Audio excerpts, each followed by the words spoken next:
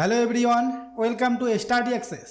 তো দেখো আমরা WBCS প্রিলিমস 2021-এর জন্য যে WBCS প্রিলিমিনারি উইনার এই বুক থেকে যে প্র্যাকটিস সেশনটি শুরু করেছি, তো আজকে আমরা 20 নম্বর সেশন নিয়ে আলোচনা করব।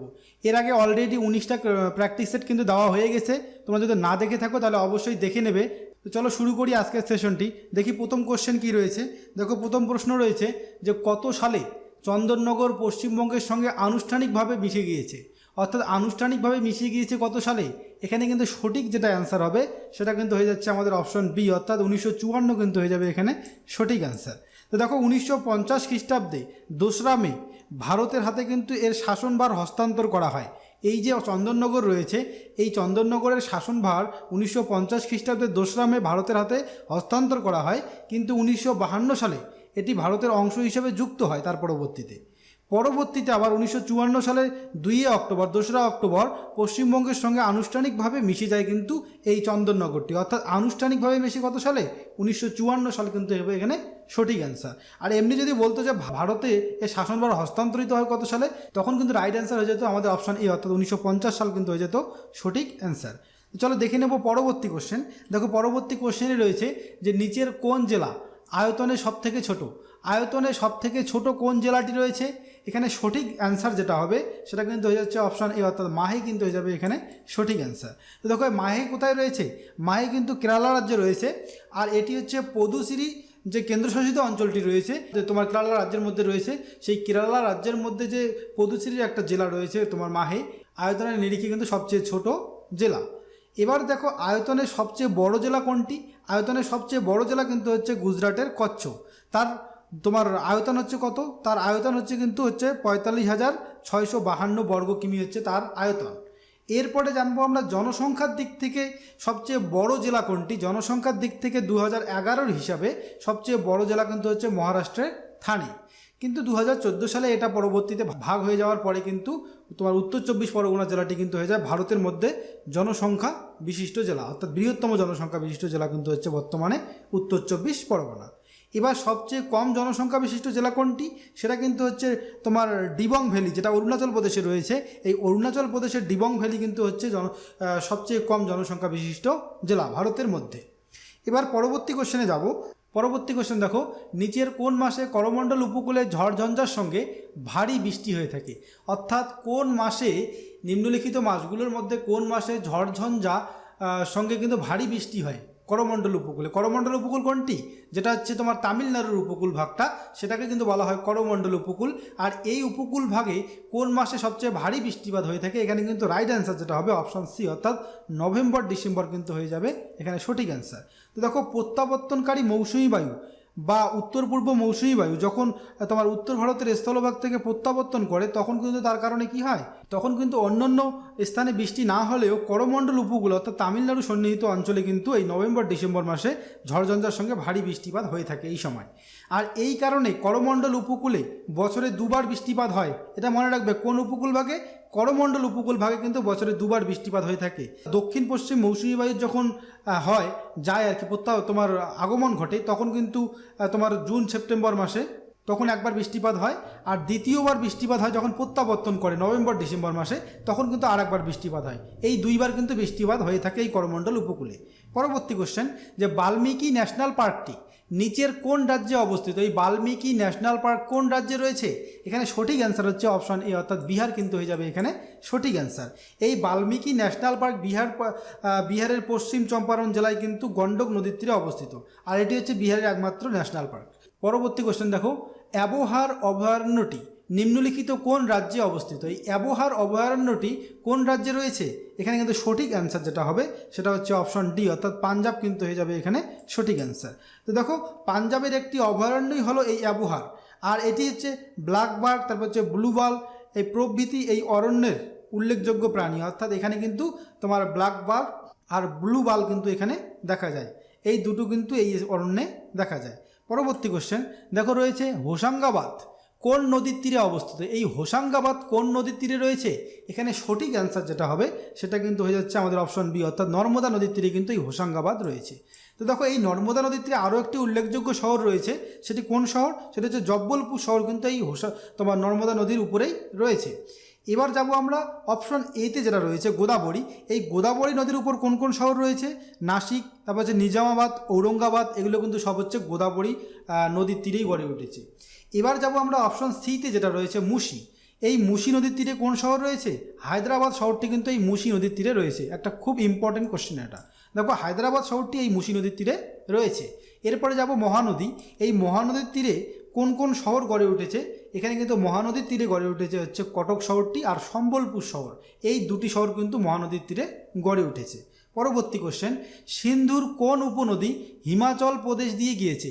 সিন্ধুর কোন উপনদী হিমাচল প্রদেশ দিয়ে গিয়েছে? এখানে সঠিক অ্যান্সার যেটা হবে অপশন এ, অর্থাৎ শতদ্র হয়ে যাবে কিন্তু এখানে সঠিক অ্যান্সার। তো দেখো এই প্রদত্ত বিকল্পগুলোর মধ্যে সিন্ধুর উপনদী শতদ্র যে রয়েছে এটি হিমাচলের উপর দিয়ে প্রবাহিত হয়েছে।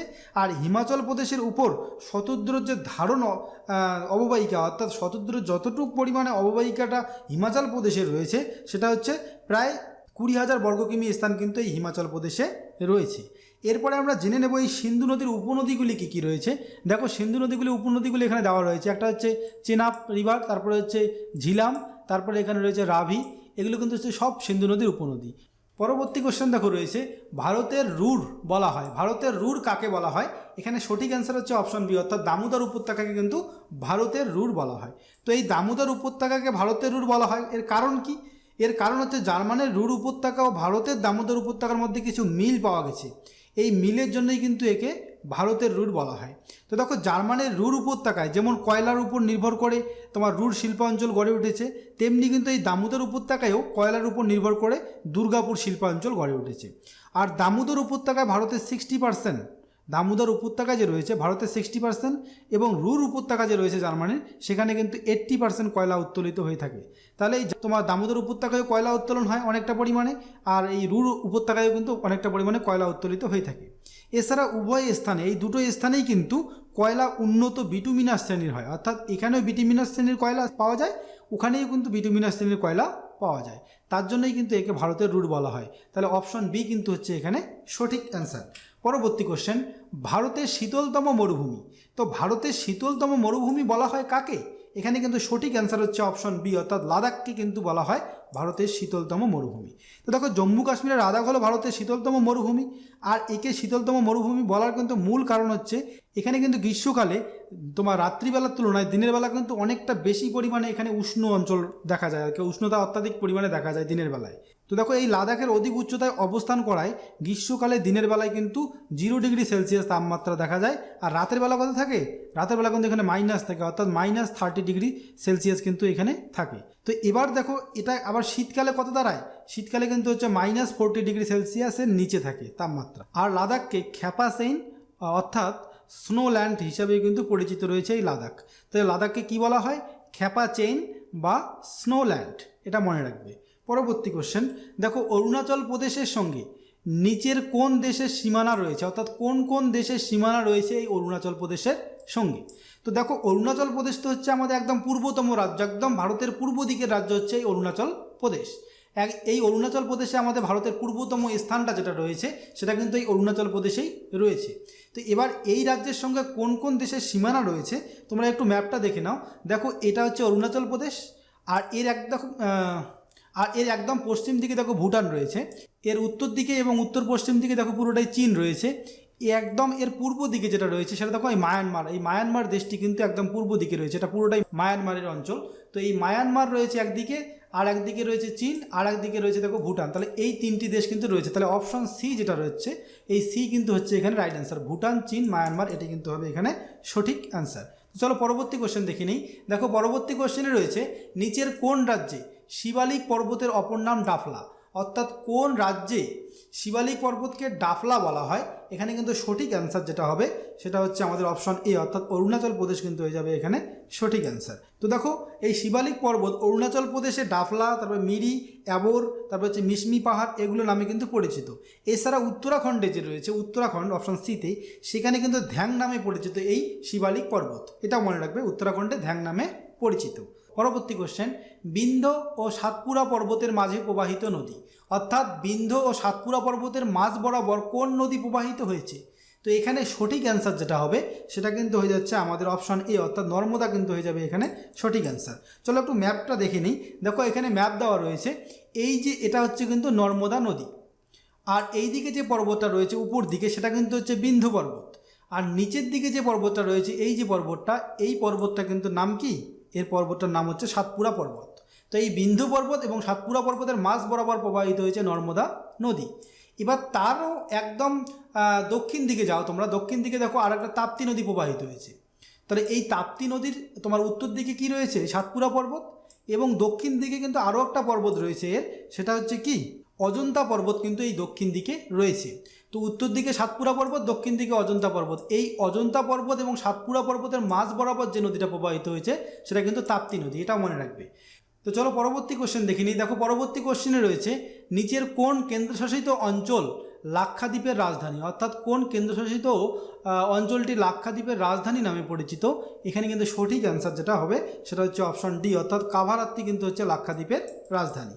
তো এই লাক্ষাদ্বীপের রাজধানী কাভারাত্তি, আর এটি হলো একটি কি অটলের নামে কিন্তু নামাঙ্কিত করা হয় এই তোমার লাক্ষাদ্বীপকে। তাহলে এটি কি, এটি হচ্ছে অটলের নামে কিন্তু নামাঙ্কিত করা হয়, এটাও মনে রাখবে। পরবর্তী কোশ্চেন দেখো, রেগুর মৃত্তিকা হলো, এটা আমরা মোটামুটি সবাই জানি, রেগুর মৃত্তিকা কাকে বলা হয়। এখানে সঠিক অ্যান্সার হচ্ছে অপশন ডি, অর্থাৎ কৃষ্ণ মৃত্তিকাকে কিন্তু রেগুর মৃত্তিকা বলা হয়ে থাকে। তো রেগুর মৃত্তিকা যেটা কৃষ্ণ মৃত্তিকা যার অপর নাম, এটি আন্তর্জাতিক স্তরে টপিক্যাল চেরনোজেমস নামে কিন্তু পরিচিত। এই যে রেগুর মৃত্তিকা আন্তর্জাতিক স্তরে একে কি বলা হয়, টপিক্যাল চেরনোজেম কিন্তু বলা হয়। আর এই মাটি কাদা ধরনের তোমার গঠনযুক্ত হয়, এই মাটি কিন্তু কাদা ধরনের গঠনযুক্ত হয়, আর এখানে চুন, লোহা, ক্যালসিয়াম, পটাশ, অ্যালুমিনিয়াম সমৃদ্ধ কিন্তু হয় এই রেগুর মৃত্তিকা। চলো পরবর্তী কোশ্চেন দেখে নিই। দেখো পরবর্তী কোশ্চেনে রয়েছে পশ্চিমী ঝঞ্ঝা উৎপত্তি লাভ করেছে। পশ্চিমী ঝঞ্ঝা কোথায় উৎপত্তি লাভ করে, এখানকার প্রদত্ত বিকল্পগুলির মধ্যে কিন্তু এখানে সঠিক অ্যান্সার হবে আমাদের অপশন এ, অর্থাৎ ভূমধ্যসাগরীয় অঞ্চল কিন্তু হয়ে যাবে এখানে সঠিক অ্যান্সার। তো দেখো গ্রীষ্মকালে ভূমধ্যসাগর থেকে আগত দুর্বল ঘূর্ণবাতের প্রভাবে তোমার পাঞ্জাব, হরিয়ানা, রাজস্থান, তারপর জম্মু কাশ্মীরে একটা ঝড় বৃষ্টি এবং তুষারপাত হয়, তাকেই কিন্তু বলা হয় পশ্চিমী ঝঞ্ঝা, এটা মনে রাখবে। তা কোন কোন অঞ্চলে হয় এই পশ্চিমী ঝঞ্ঝার ফলে ঝড় বৃষ্টি, পাঞ্জাব, হরিয়ানা, রাজস্থান, জম্মু কাশ্মীর। এই জম্মু কাশ্মীরে ঝড় বৃষ্টি এবং তুষারপাত হয় এই পশ্চিমী ঝঞ্ঝার ফলে। পরবর্তী কোশ্চেন, উত্তরাখণ্ডের গুরুত্বপূর্ণ হিল স্টেশন। উত্তরাখণ্ডের মধ্যে গুরুত্বপূর্ণ হিল স্টেশন কোনটি, এখানে সঠিক অ্যান্সার হচ্ছে অপশন ডি, অর্থাৎ নৈনিতাল কিন্তু হয়ে যাবে এখানে সঠিক অ্যান্সার। তো দেখো উত্তরাখণ্ডের কুমায়ুন অঞ্চলে একটি রিসোর্ট শহর হলো এই নৈনিতাল, আর এই নৈনিতালকে উত্তরাখণ্ডের হ্রদের জেলা কিন্তু বলা হয়ে থাকে। পরবর্তী কোশ্চেন দেখো, নিচের কোন হ্রদটি অন্ধ্র উপকূলে দেখা যায়। তাহলে অন্ধ্র উপকূলে কোন হ্রদটি দেখা যায়, এখানে কিন্তু সঠিক অ্যান্সার হচ্ছে অপশন এ, অর্থাৎ কোল্লেরু হ্রদ কিন্তু হয়ে যাবে এখানে সঠিক অ্যান্সার। তো চলো আমরা একটু হ্রদগুলো দেখে নেই। দেখো এখানে এই যে তোমার অন্ধ্র উপকূলটা রয়েছে সেটাকে বলা হয় কি, আর এক নাম রয়েছে কিন্তু উত্তর সরকার উপকূল, আর এই উপকূল ভাগেই দেখো কোলেরু হ্রদ রয়েছে। এই কোলেরু হ্রদ যেটা রয়েছে, এই কোলেরু হ্রদ কিন্তু এখানেই রয়েছে। এবার দেখো এখানে আরও অপশনে ছিল দেখো চিল্কা হ্রদ। তাহলে এই চিল্কা হ্রদ কোথায় রয়েছে, দেখো উড়িষ্যা উপকূল, যেটাকে আমরা কি বলি উৎকল উপকূল নামে চিনি। এই উড়িষ্যা এবং পশ্চিমবঙ্গ যে উপকূল ভাগটা রয়েছে সেটাকে কিন্তু বলা হয় কি উৎকল উপকূল। তো এই উৎকল উপকূলেই কিন্তু রয়েছে চিল্কা হ্রদ, তাহলে চিল্কা হ্রদ হবে না এখানে। তারপরে দেখো রয়েছে অষ্টমুদি হ্রদ। অষ্টমুদি হ্রদ কোথায় রয়েছে, এটা কিন্তু রয়েছে দেখো মালাবার উপকূলে, অর্থাৎ যেটা কেরালার উপকূল ভাগ, এই কেরালার উপকূল ভাগে কিন্তু রয়েছে এই অষ্টমুদি হ্রদ। তাহলে এটাও কিন্তু নয় অন্ধ্রপ্রদেশে। তাহলে এখানে কিন্তু সঠিক অ্যান্সার হচ্ছে আমাদের অপশন এ, অর্থাৎ কোলেরু হ্রদ কিন্তু হয়ে যাবে এখানে সঠিক অ্যান্সার। এছাড়া যে অন্যান্য হ্রদগুলো রয়েছে সেগুলো একটু দেখে নাও। দেখো এখানে কিন্তু পালঘাট গ্যাপ রয়েছে, এটাও তোমরা জানবে যে পালঘাট গ্যাপ কোথায় রয়েছে। তারপরে দেখো পুলিকট হ্রদ কোথায় রয়েছে, করমণ্ডল উপকূল, যেটা তামিলনাড়ুর উপকূল ভাগ, সেই করমণ্ডল উপকূলে কিন্তু রয়েছে পুলিকট হ্রদ। এছাড়া দেখো রয়েছে ভেম্বানাদ হ্রদ। এই ভেম্বানাদ হ্রদও কিন্তু রয়েছে মালাবার উপকূলে, কেরলের মালাবার উপকূলে কিন্তু রয়েছে। তারপরে দেখো এই যে ভোরঘাট গ্যাপ যেটা রয়েছে সেটা কোথায় রয়েছে, এই ভোরঘাট গ্যাপও কিন্তু রয়েছে দেখো কোঙ্কণ উপকূল ভাগে। এছাড়া আরও কিছু রয়েছে, কচ্ছ উপসাগর রয়েছে, এটা গুজরাটের উপকূল ভাগে, এগুলো জানোই তোমরা, তো এগুলো দেখতে হবে না। এবার থলঘাট কোথায় রয়েছে, এটা কিন্তু থলঘাট রয়েছে মহারাষ্ট্রে, এই যে থলঘাট এখানে রয়েছে। তাহলে এখানে যে থলঘাট রয়েছে, তো এগুলো তোমরা দেখে নেবে। তো চলো পরবর্তী কোশ্চেন দেখে নিই। দেখো পরবর্তী কোশ্চেনে রয়েছে যে ভারতের কোন শহরে 0 মাইল সেন্টার অবস্থিত। এই 0 মাইল সেন্টার ভারতের কোন শহরে রয়েছে, এখানে সঠিক অ্যান্সার হচ্ছে অপশন ডি, অর্থাৎ নাগপুর কিন্তু হয়ে যাবে এখানে সঠিক অ্যান্সার। তো দেখো মহারাষ্ট্রের নাগপুরকে 0 মাইল সেন্টার বলা হয়, কারণ নাগপুরে কিন্তু ভারতের সেন্টার পয়েন্টে অবস্থিত রয়েছে। এই নাগপুর কিন্তু ভারতের একদম মূল সেন্টার ভাগে রয়েছে। আর প্রধান শহরগুলির দূরত্ব এখান থেকেই কিন্তু করা হয়, অর্থাৎ প্রধান শহরগুলির দূরত্ব কত রয়েছে সেটা কিন্তু এখান থেকেই নির্ণয় করা হয়। আর একে তাই কিন্তু 0 মাইল সাইট বা 0 মাইল সেন্টার বলা হয়ে থাকে। পরবর্তী কোশ্চেন, নর্মদা নদীর উৎপত্তি লাভ করেছে। নর্মদা নদী কোথায় উৎপত্তি লাভ করেছে? এখানে সঠিক অ্যান্সার কোনটা হবে? এখানে সঠিক অ্যান্সার কিন্তু হয়ে যাচ্ছে আমাদের অপশন বি, অর্থাৎ মহাকাল পর্বত থেকে কিন্তু হয়ে যাবে এখানে সঠিক অ্যান্সার। তো দেখো নর্মদা নদী যে মহাকাল পর্বতে রয়েছে, মহাকাল পর্বতের কোথার থেকে? এটি কিন্তু নর্মদা নদী মধ্যপ্রদেশের অমরকণ্টক অর্থাৎ মহাকাল পর্বতের অমরকণ্টক থেকে কিন্তু উৎপত্তি লাভ করেছে। তো এই নর্মদা নদী অমরকণ্টক এটা তোমরা মনে রাখার জন্য মনে রাখবে মানুষ নয় অমর।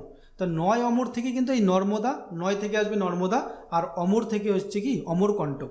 এভাবে কিন্তু তোমরা এটা মনে রাখতে পারো। তাহলে 9 অমর থেকে কিন্তু হচ্ছে অমরকণ্টক, তাহলে নর্মদা নদী অমরকণ্টকে উৎপত্তি লাভ করেছে। তো দেখো এটা তো তোমার মহাকাল পর্বতে সৃষ্টি হয়েছে নর্মদা নদী। এছাড়া দেখো এখানে আরও একটা নদী সৃষ্টি হয়েছে, সেটা হচ্ছে কি তোমার মহানদী। এই যে মহানদী সৃষ্টি হয়েছে এটাও কিন্তু মহাকাল পর্বতে সৃষ্টি হয়েছে। আর দেখো এখানে কিন্তু একটা কোশ্চেন এসে থাকে যে কোন পর্বতে দুটি নদী সৃষ্টি হয়ে আলাদা দিকে প্রবাহিত হয়েছে। তো দেখো এই যে মহাকাল পর্বত সেখানে কিন্তু দুটি নদী সৃষ্টি হয়ে একটি কিন্তু পশ্চিম বাহিনী নদী হয়ে পশ্চিম দিকে গিয়ে আরব সাগরে পড়েছে, আর একটা পূর্ব বাহিনী নদী হয়ে যেটা মহাকাল পর্বত তোমার মহানদী, এই মহানদী কিন্তু পূর্ব বাহিনী নদী হয়ে কোথায় গিয়ে পড়েছে? বঙ্গোপসাগরে পড়েছে। তাহলে নর্মদা নদী পশ্চিম দিকে প্রবাহিত হয়ে আরব সাগরে পড়ে, আর তোমার মহানদী কিন্তু পূর্ব দিকে প্রবাহিত হয়ে কোথায় গিয়ে পড়ে? বঙ্গোপসাগরে পড়ে। তো এখানে কিন্তু এটা যদি অনেক সময় নদীর নামগুলোও চায় আর অনেক সময় কিন্তু পর্বতের নামটা চায়, তো যেটাই চাইবে তোমরা কিন্তু এখান থেকে সঠিক অ্যান্সার করে আসতে পারবে। পরবর্তী কোশ্চেন, দেখো নিচের কোন ধরনের অরণ্য ভারতে সর্বাধিক দেখা যায়? কোন ধরনের অরণ্য ভারতে সর্বাধিক রয়েছে? এখানে সঠিক অ্যান্সার যেটা হবে সেটা কিন্তু হচ্ছে আমাদের অপশন বি, অর্থাৎ ক্রান্তীয় আর্দ্র পর্ণমোচী অরণ্য কিন্তু হয়ে যাবে এখানে সঠিক অ্যান্সার। তো দেখো ক্রান্তীয় আর্দ্র পর্ণমোচী অরণ্যের পরিমাণ ভারতে সবথেকে বেশি, কত শতাংশ? 37%। আর এখানে কোন কোন বৃক্ষ দেখা যায়? শাল, সেগুন, শিমুল, এই ধরনের বৃক্ষগুলো কিন্তু এখানে লক্ষ্য করা যায়। পরবর্তী কোশ্চেন, কত সালে উত্তরপ্রদেশ থেকে আলাদা হয়েছে উত্তরাখণ্ড রাজ্য? এই উত্তরাখণ্ড রাজ্য কত সালে উত্তরপ্রদেশ থেকে আলাদা হয়? এখানে কিন্তু সঠিক অ্যান্সার হচ্ছে অপশন ডি, অর্থাৎ 2000 সালে কিন্তু এটি আলাদা হয়ে যায়। তো দেখো 2000 সালে 3টি রাজ্য কিন্তু আলাদা হয়, একটা হচ্ছে ছত্তিশগড়, একটা হচ্ছে উত্তরাখণ্ড, একটা হচ্ছে ঝাড়খণ্ড। ছত্তিশগড় থেকে আলাদা হয় কোন রাজ্য? ছত্তিশগড় কিন্তু আলাদা হয় হচ্ছে মধ্যপ্রদেশ থেকে, আর এটা হচ্ছে 1 নভেম্বর 2020 সালের 1 নভেম্বর কিন্তু এটি আলাদা হয়। তারপরে উত্তরাখণ্ড আলাদা হয়, উত্তরাখণ্ড আলাদা হয় হচ্ছে 9 নভেম্বর 2020 সালের 9 নভেম্বর, এটা কিন্তু উত্তরপ্রদেশ থেকে আলাদা হয়। এরপরে রয়েছে যেটা ঝাড়খণ্ড, ঝাড়খণ্ড কিন্তু আলাদা হয় কার থেকে? বিহার থেকে। তাহলে বিহার থেকে ঝাড়খণ্ড আলাদা হয় কত সালে? 2020 সালে তোমার 15 নভেম্বর কিন্তু এটি আলাদা হয়। তো দেখো এগুলো আলাদা হয়ে যায়। আর উত্তরাখণ্ডের রাজধানী কি রয়েছে? উত্তরাখণ্ডের রাজধানীটা এখান থেকে তোমরা মনে রাখবে, সেটা হচ্ছে দেরাদুন কিন্তু হচ্ছে উত্তরাখণ্ডের রাজধানী। পরবর্তী কোশ্চেন, মালাবার উপকূলে কী ধরনের অরণ্য জন্মায়? এই মালাবার উপকূল অঞ্চলে কোন ধরনের অরণ্য লক্ষ্য করা যায়? এখানে সঠিক অ্যান্সার যেটা হবে অপশন ডি কিন্তু হচ্ছে এখানে সঠিক অ্যান্সার, চিরহরিত অরণ্য এখানে লক্ষ্য করা যায়। তো মালাবার বা কেরলের উপকূলে চিরহরিত অরণ্য গড়ে উঠেছে, কারণ কি?